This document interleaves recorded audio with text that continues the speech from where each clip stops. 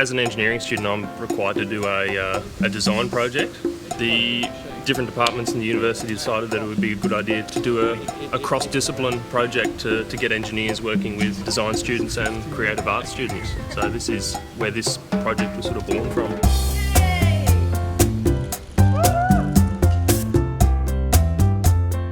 So the project was to design and construct a coffee cup holder for a bicycle.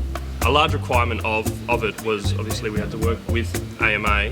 I'm with the Advanced Manufacturing Alliance. So we're a little group set up at the university.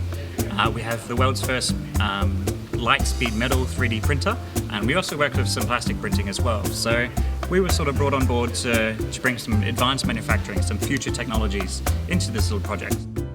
The creative arts students, they developed concept designs. They submitted this concept design. I then had to analyse and decide probably the most feasible one. And from there, we spoke together and worked together to make that theme a reality. So it was incredible to sort of get the experience of working with some of the artists and seeing what they could come up with. I think this experience was great for everyone involved, and I look forward to seeing what else we can come up with in the future.